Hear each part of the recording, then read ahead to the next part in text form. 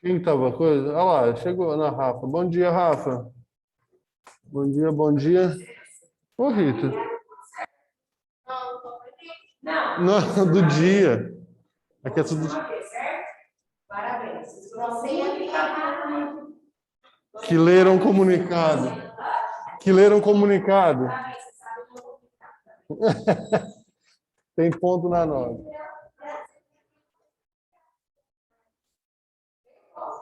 Não, lógico que não. Bom dia para quem está entrando.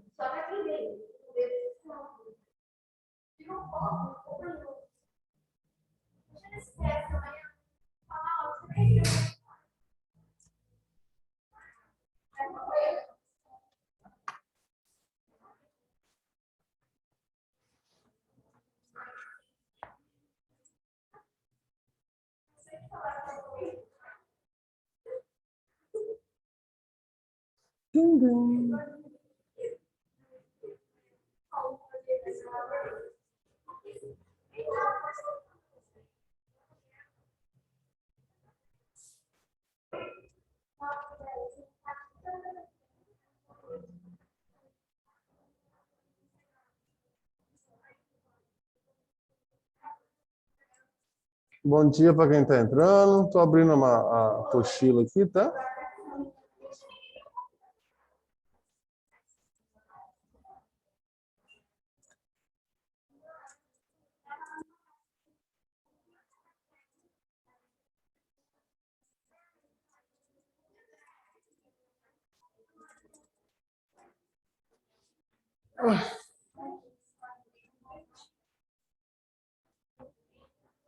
Gabi, bom dia. João, bom dia. Mazotinho, bom dia. Lavínia, Luquinha, Breno. Rafa, bom dia para vocês. Vamos lá, então, né? Bom dia, Lavínia. Bom dia. Pessoal, a gente está... Ô, Pico, faz favor para mim. Liga o Data Show aqui, já que você está em pé. Faz favor para mim.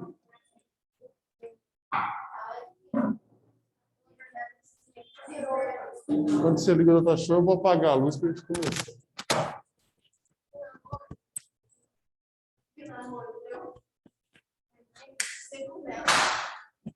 Ô, Piquinho, obrigado.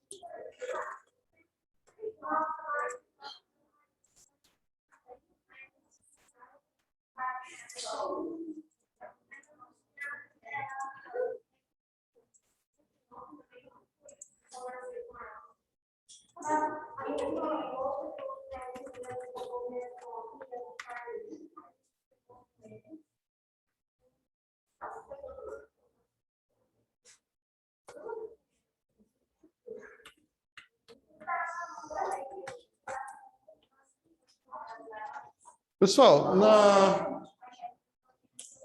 vamos lá, meninos? Essa parte aqui de reprodução sexuada e assexuada a gente já discutiu. Essa já, né? Aí nós chegamos aqui, fecundação externa, tipos, no casos de gestação, ovíparos e víparos. Isso não. Tá.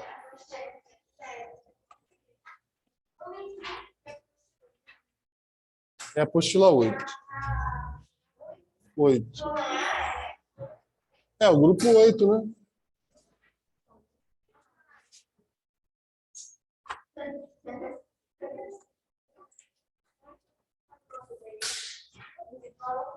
Vamos lá.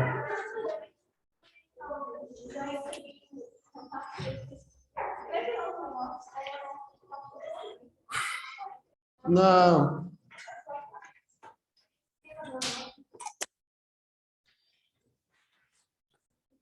Então, na última aula a gente acabou discutindo, né? Vocês ficaram, na verdade, muito tempo sem aula. No caso da nossa matéria, porque segunda e terça foi feriado, né? Não estamos a reclamar do feriado, não é isso.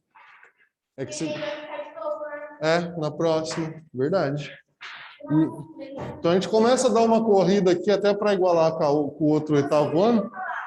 Sim. Online? Online. Tem. Dia 20. E o trabalho.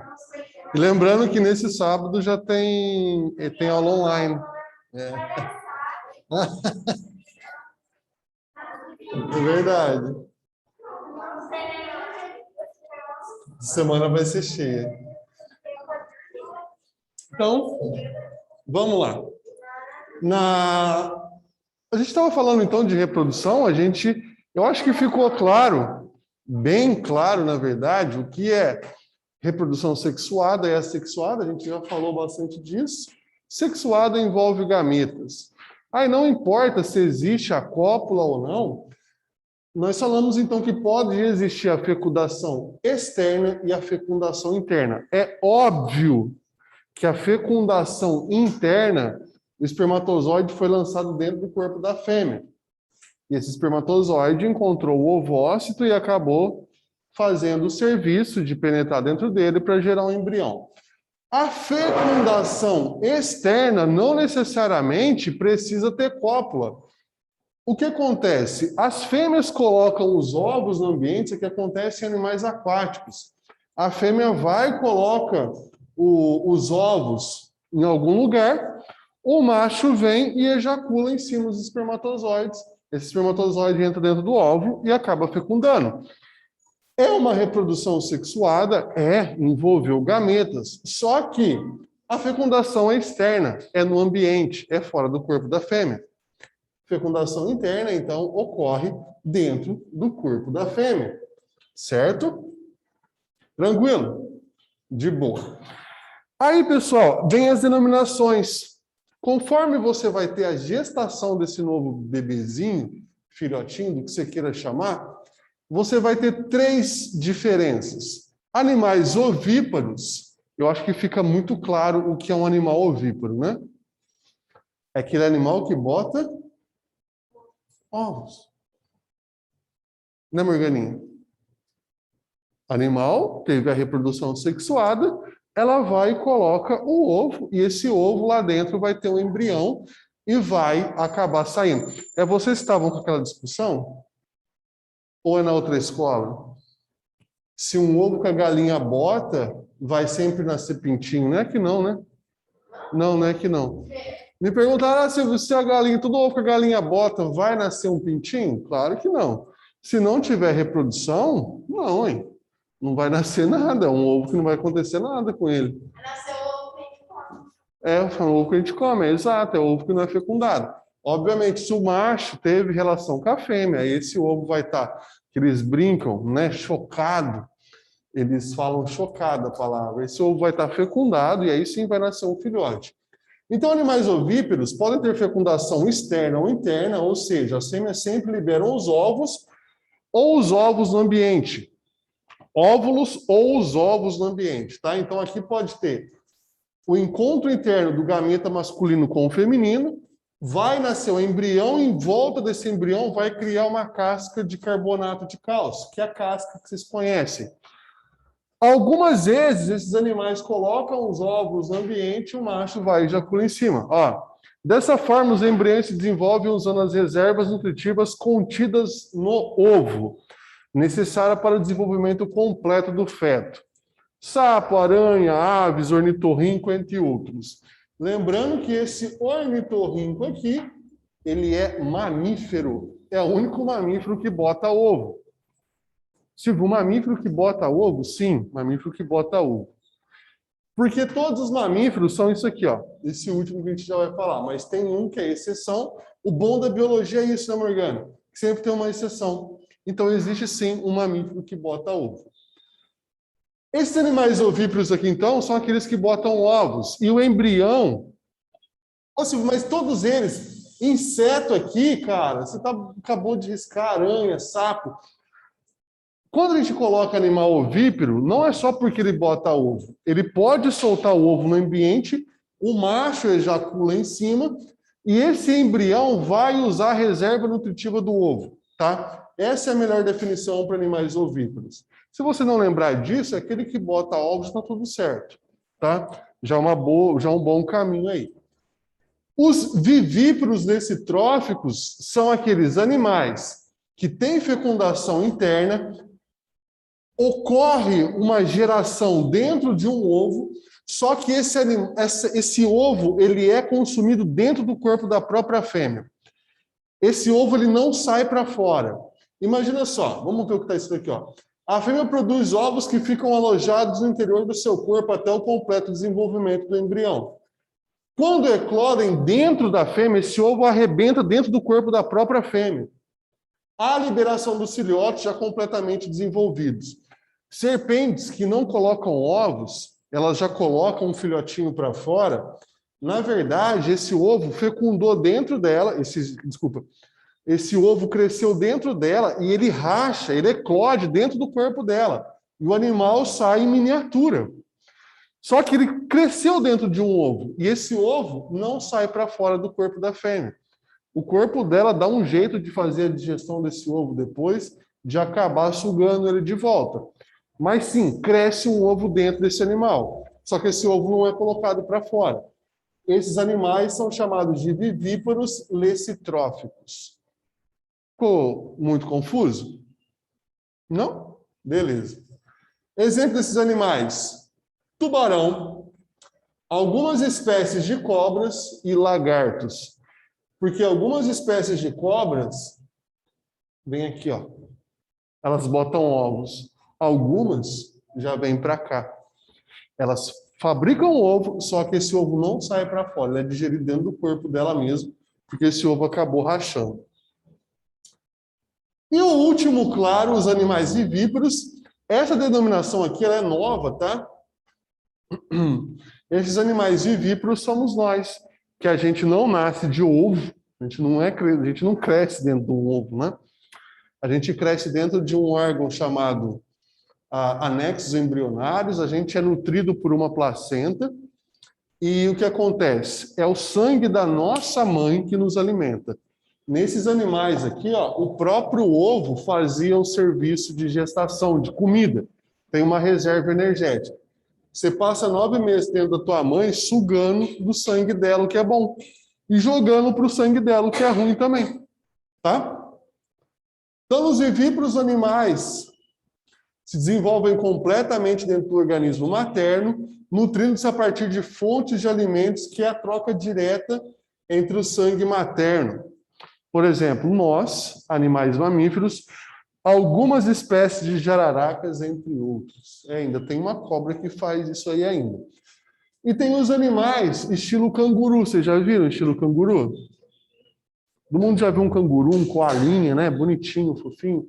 Eles são bravos, para começar, são bravos. Eles sentam em cima do rabo e dá coice para frente até na sombra deles. Canguru é brigão, hein? Canguru. Canguru tem uma bolsa. Dentro daquela bolsa ficam os peitos da mãe do filhote. Esse filhote ele nasce prematuro. Ele é um filhotinho, ele vai entrar aqui, ele nasce filhote, só que quando o filhote é como se você nascesse muito cedo. Aí ele entra, ele sai da parte do útero materno da mãe dele e gruda nesse peito que fica dentro dessa cavidade daquela bolsa. E ali ele gruda e fica sugando o leite da mãe dele, vai crescendo, vai crescendo. Aí ele consegue, depois que ele cresce um pouco, ele consegue sair para fora e ele consegue entrar dentro da bolsa e ele fica ali. Tem fotos assim de canguruzinho, mas já criado. Ele, de repente, ele sai um pouquinho para fora, põe a cabeça, ele sai, de repente ele passa a mão naquela bolsa lá e consegue se jogar lá dentro de novo. É um negócio muito feio. É chamado de marsupiais, essa galera. Mas eles se enquadram aqui. É só porque ele teve um desenvolvimento muito prematuro, ele nasceu prematuro, aí ele gruda no peito da mãe dele, que fica dentro dessa bolsa, e ali ele fica segurando leite até um determinado tamanho. Tá? Bem tranquilo, né? Podemos continuar? Pode? Pode? Vamos lá, então.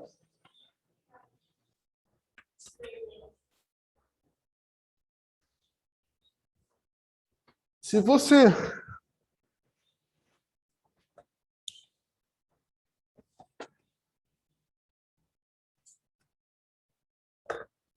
Agora, falando um pouquinho de dinâmica populacional, a dinâmica população, para começar, é um bando de gente da mesma espécie que vive num determinado período em um determinado espaço. Beleza? Isso seria a melhor definição para a população. Vou imaginar aqui, para a gente nunca esquecer da matemática, vamos pensar num gráfico, que esse gráfico aqui representa o número de indivíduos, tá? Indivíduos por tempo. Então, eu tenho um eixo que vai estar falando de tempo e os indivíduos aqui, esse eixo Y, tá? Suponhamos que eu pegue qualquer espécie que vocês quiserem. Vamos pensar numa espécie de inseto, por exemplo. Se eu colocar esse inseto num ambiente que não tenha nenhum tipo de predador, ele tenha espaço e tenha também, além do espaço, ele vai ter comida em abundância, não falta comida. Eu vou imaginar que o gráfico para esse grupo de insetos ficaria nesse formato. Ele tenderia ao infinito. Lembrando que não vai faltar comida nunca, em um ambiente que você está proporcionando, imagina um ambiente fictício, que você proporciona comida em abundância, proporciona clima, temperatura, não tem predador, tudo maravilhoso. Esse aqui seria o gráfico em vermelho, mostrando o crescimento. Perceba que o tempo é completamente curto. O tempo é completamente curto. E ele tende a crescer infinitamente, exponencialmente. Tá. Se eu pego esse mesmo animal aqui agora e coloco ele num ambiente de verdade, tá? Ele vai ter um crescimento? Vai. Só que esse crescimento ele é completamente diferente e depois ele começa a ter uma oscilação. Ele cresce de forma lenta, não cresce exponencialmente, só que chega a um determinado momento, esses animais começam a crescer, eles começam a diminuir, eles crescem, eles diminuem. E você percebe que aqui, ó, no meio, vai ficar um espaçamento. Quando eu olhar para esse tipo de gráfico aqui, você tem que saber que essa curva, ela é chamada de crescimento real. O pessoal vai acabar não vendo, né? Seria o crescimento real. Essa curva representa um negocinho chamado de potencial biótico. E isso que está em azul aqui, ó, vai representar a resistência do meio. Agora você, com a sua infinita sabedoria, cite para mim uma resistência do meio que você acha que o próprio meio ambiente vai colocar para esses animais aqui. Imagina só, uma resistência aqui, ele tem um crescimento sem resistência nenhuma, chamada de potencial biótico, ele cresce nesse formato. Aqui seria o crescimento real da população, e aqui, ó, você tem a resistência que o ambiente provoca nesse crescimento da população. O que você acha que o meio ambiente faz para que isso aqui não aconteça? Clima. Você pode citar temperatura. Depende do animal que você é, uma mudança na temperatura pode te levar à morte. Insetos, você vê que insetos agora estão proliferando, que é uma beleza. Porque quente e umidade, quando você está no inverno, dificilmente você vê pernilongo e mosquito. Agora, para dormir, você tem que passar repelente, às vezes, que nem eu essa noite. O que mais que vocês acham? Predador, Pipe. Foi você que falou, Pipe? Predador. Boa. Predador. Predador. Mais algum? Comida. Alimentação. Vai ser um baita de um potencial, um baita resistência, vai ser uma baita resistência no ambiente. Vou colocar mais uma aqui, isso aqui só para vocês entenderem, vocês já conseguiram pegar a ideia. Temperatura, predador, alimentação e mais um também que eu vou colocar só para a gente já continuar aqui, que vocês entenderam o pega da coisa. Doenças. Tá? Doenças também entraria como uma resistência do meio. Pessoal, agora, qual que é o único ser vivo na face do planeta Terra que dribla essa resistência do meio? Chuta. Hã?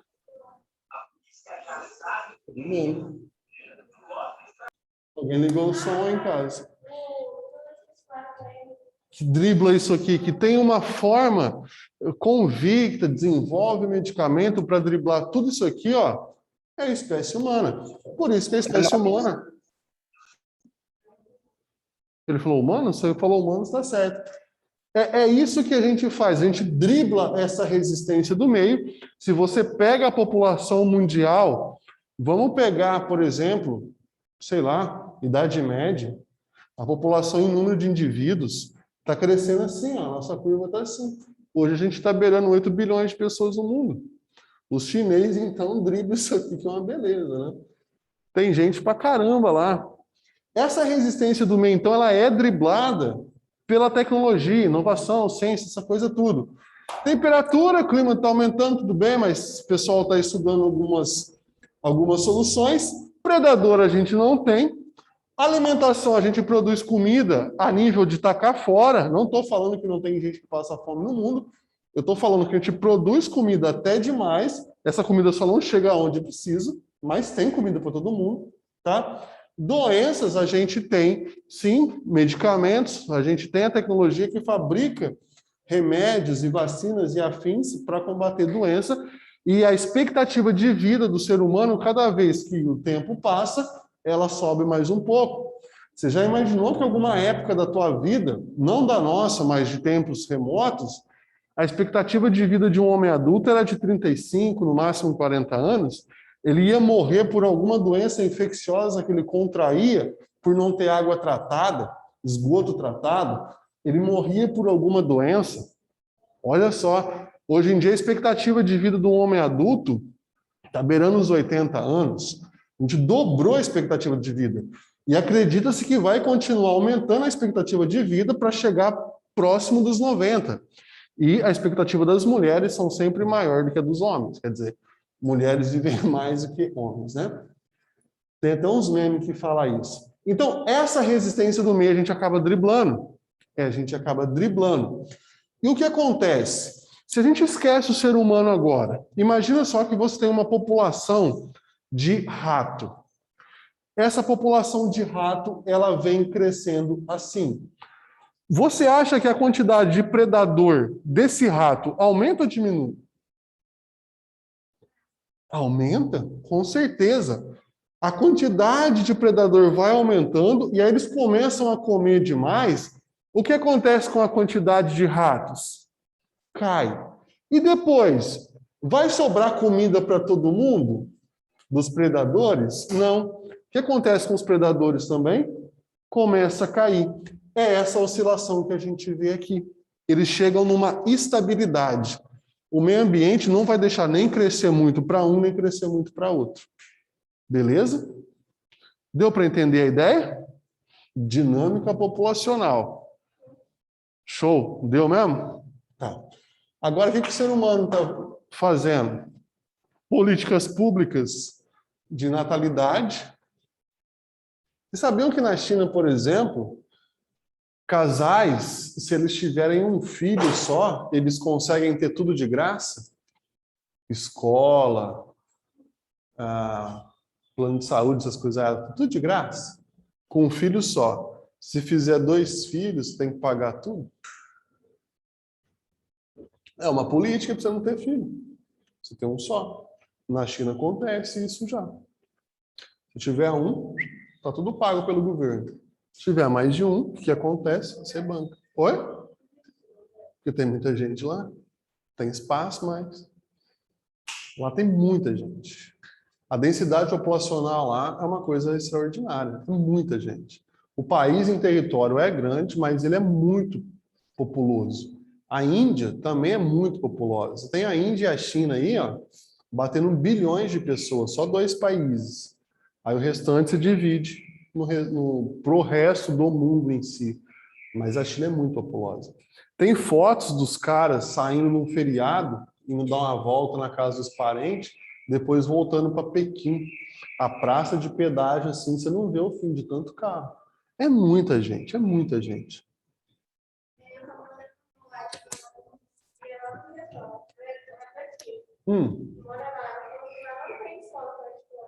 Não tem, é tudo bancado tudo público. E tudo de qualidade, né? Tudo top de linha, né? É isso mesmo. Eu tenho um amigo que foi trabalhar e morar lá, ele ficou encantado. Tanto que eles fazem até programa para pessoas aprenderem japonês. Quando chega lá, ele vai para a escola normal de noite. Trabalha de dia e à noite vai para a escola. Muito da hora, né? Então, pessoal, deu para entender essa ideia aqui, né? Certo? Beleza. Agora vamos continuar.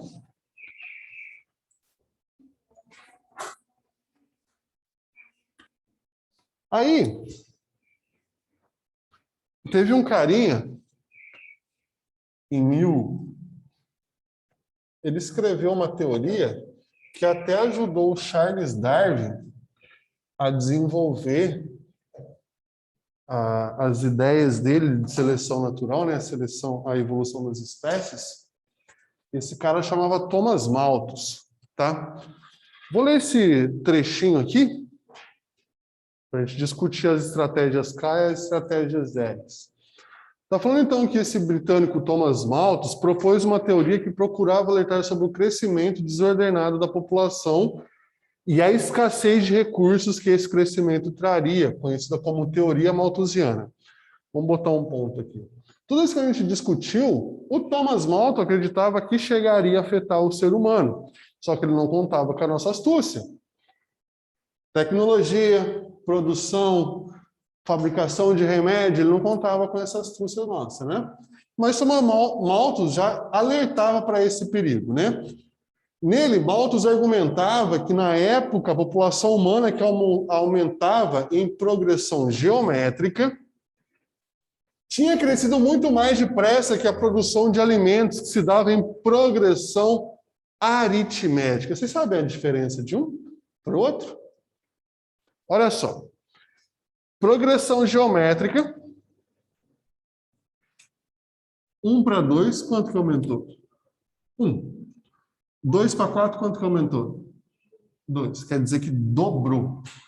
4, 8. 8, 16. 16, 32. 32, 64.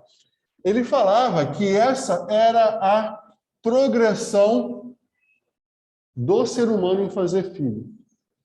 Tá? Então, a espécie humana estava aumentando em progressão geométrica. Enquanto a produção de comida para alimentar essa galera aqui era em progressão aritmética.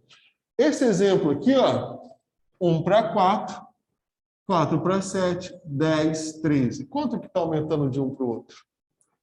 Apenas 3. Isso é progressão aritmética. Qual que veio o próximo número aqui, ó? 16, depois iria 19, 22. Enquanto o povo estava fazendo filho nessa progressão. Então, já estava crescendo, já fazia uns 2, 3 filhos, mais, né? O povo tinha 10 filhos para cima antigamente, né? Isso botando na década de 50. Põe lá para trás, era 10 filhos, era coisa normal, gente. Agora que a população humana deu uma segurada, o estilo de vida mudou, a sociedade mudou, mas antigamente fazer filho era mão de obra. Você tinha nego para ir para a roça trabalhar. Era 10 filhos para cima. A minha mãe mesmo tem 9 irmãos. E a minha mãe hoje tem 60 anos. 60 anos. Então você põe 60 anos atrás, vamos botar 80 anos atrás, né? Porque quando o pai dela tal fez os filhos dele, meus tios, era a coisa mais comum do mundo. Família super populosa. 10 filhos. Mão de obra. Aí você imaginava que esses filhos cresciam, tinha mais um tanto. Aí começou a diminuir e tal, hoje até chegar hoje em dia. Tenho certeza que vocês não têm tantos irmãos, tem? Às vezes são filhos únicos. A Morgana tem 2. Tem irmão? 1 ou 2? 2, você? 1? Tem umas caras perdidas. Hã? Tem umas perdidas por aí. As efetivas são. Você é irmão, Bebe? É? Não? Tem? Irmão? Tem também. Eu também tenho 2. Mas a ideia mudou, tá? E Thomas Malthus ficava morrendo de medo, gente, de faltar comida. Essa era a ideia dele, que ia ter muito mais boca para alimentar do que comida no prato, né? A gente não ia conseguir produzir tanta comida. Isso em 1798. Aí, em 37, o matemático Pierre François propôs um modelo diferente de crescimento populacional, classificando as populações de seres vivos sob o ponto de vista de 2 estratégias, a K e a R. Olha só a estratégia K. Tempo de vida mais longo. Prole demanda maior cuidado dos pais, de forma a garantir a sobrevivência e a longevidade. Espécies são hábeis competidoras, exploram ambientes já colonizados. Exemplo, elefante, onça e ser humano. Você faz pouca prole por vez, eu estou falando por vez, tá? Você vai fazer pouco filho por vez. Esses filhos demandam de um cuidado muito gigantesco. Você consegue atingir ambientes que já foram colonizados por outros animais. Esses exemplos a gente se enquadra nele. Você acha que você teria sobrevivido, Morgana, se a tua mãe tivesse te largado? Imagina que tua mãe tivesse desistido. Não tem como. A gente tem uma demanda. Esse tipo de estratégia, você vai falar que são os animais que fazem isso, estratégia K. Pega outro que tem uma demanda muito grande, qualquer mamífero.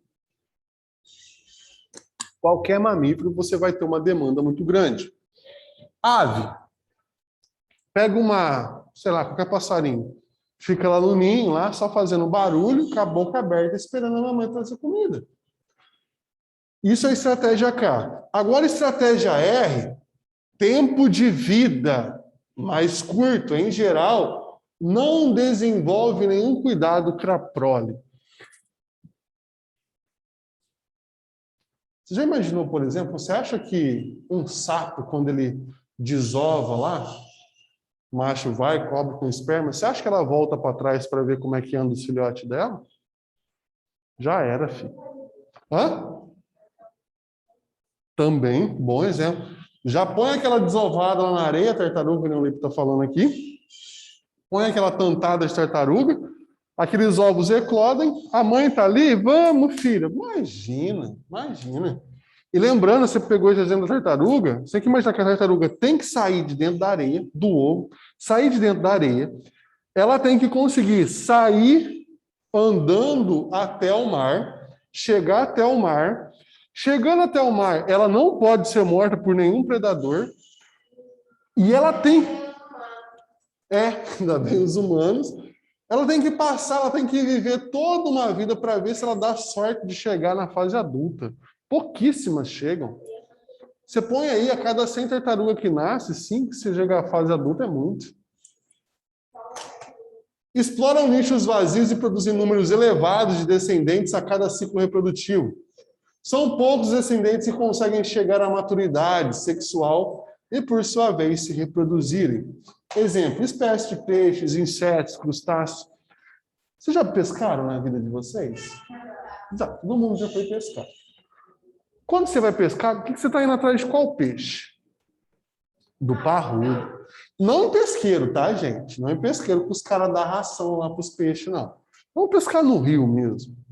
Você vai pescar no rio, vocês não vão gostar do que eu vou falar aqui. Mas se você pega um peixe bem criado e traz embora, você está ferrando com a vida daquele peixinho. Por quê? Esse tipo de animal, ele adota a estratégia R. Você tem que pensar que esse peixe, ele nasceu, ele teve que se esconder, ele teve que aprender a buscar comida, ele teve que esconder de predador a vida inteira. Opa. Ele teve que se esconder de predador a vida inteira. Aí, meu amigo, esse peixe, ele é, dentro da seleção natural, ele é o cara, ele é o bom. Ele conseguiu chegar à vida adulta. Aí você vai lá, o que você faz? Tira ele de dentro d'água. Eu acho que já. Já dei essa dica, né? Lembra, né? Então, quando você for pescar, você vai me trazer o peixe pequeno embora. Você não vai, não de pesqueiro você pode trazer à vontade do telão. Paga à vontade por isso, por aquilo. Estou falando no rio, não é legal você trazer o grande, porque você está tirando aquele animal que passou por toda uma seleção natural aí, tá? Estratégia K e estratégia E. Ele ia falar que não pode, tem que ser o grande. Não. Como é que é?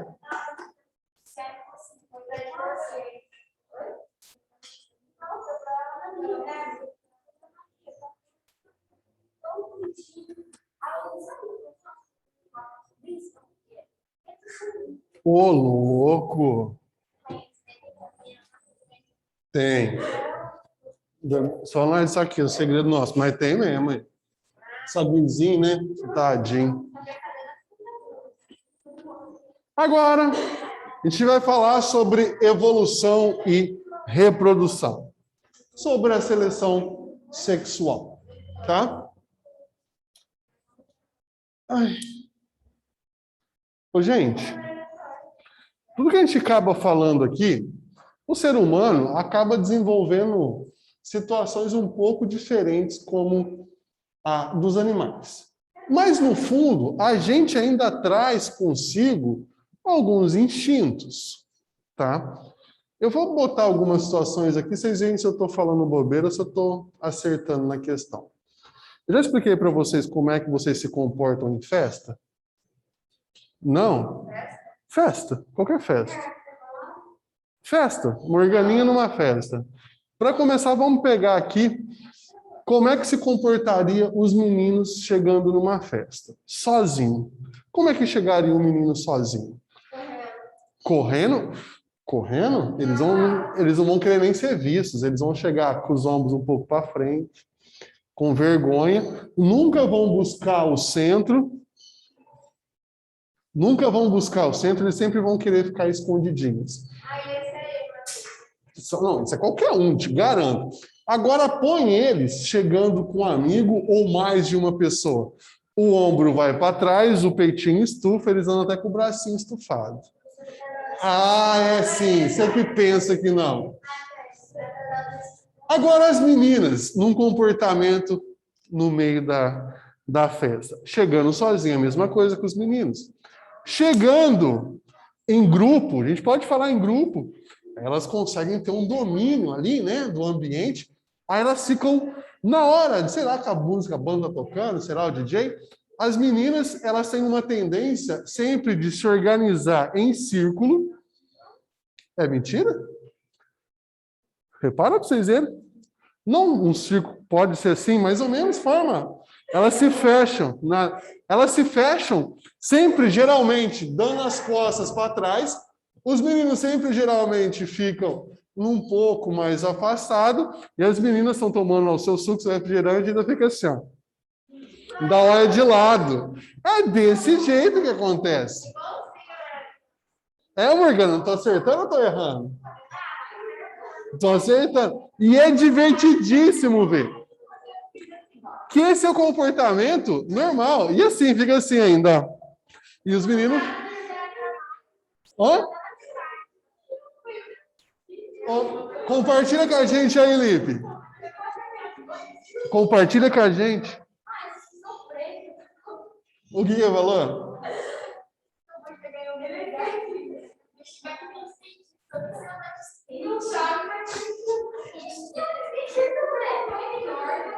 Olha só. Então, para o pessoal de casa não ficar perdido, eles estão falando aqui como é que eles chegaram.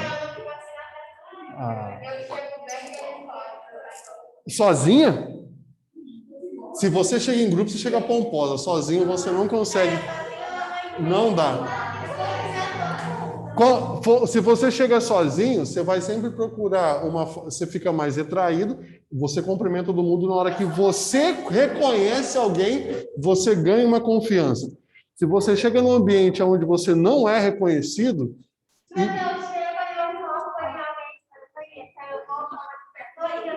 Aí você ganha a confiança do ambiente. Mas chegar. Vamos imaginar então assim: você chega e não reconhece ninguém. Como é que você se comportaria? Aí não demora. Ah lá, uma nem vai. Mas assim, mesmo se você não conhece, não demora até você pegar amizade com um, trocar ideia com um. Já vai acompanhada. Uhum. Então, mas você percebe que você sempre vai ter algum respaldo social no ambiente. Você nunca vai chegar e vai ser assim. Você vai conhecer um lá, um amigo aqui, ou um amigo em comum da tua irmã. Sempre vai estar amparado. Mas chegar num ambiente onde você não é reconhecido é horrível. É a pior sensação do mundo. E repara para você, isso serve para os meninos também. Os meninos tendem até se encolher e a buscar cantos. Nunca o centro, sempre as bordas. É desse jeito. Buscar as bordas?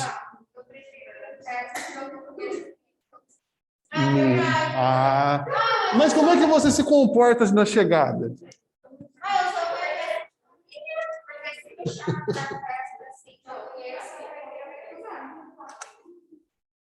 Mas como é que você vai numa festa que você não conhece ninguém? Sim, uma festa, você não vai ninguém, você consegue chegar no meio de todo mundo pomposo, do jeito que você falou?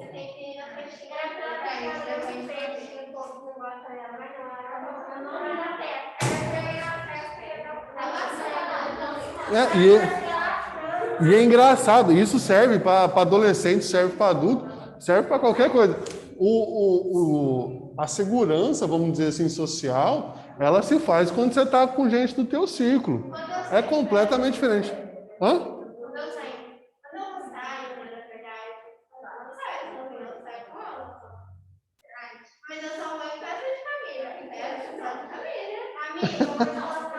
Mas vai chegar um momento, ó, vai chegar um momento quando passar essa pandemia, você vai em alguns lugares, você vai lembrar, você vai começar a perceber, falar, olha, o Silvio falando lá, a pessoa meio chega mais gente. Na hora que ela conhece uma pessoa, ela se solta, ela muda, ela se transforma em outra pessoa.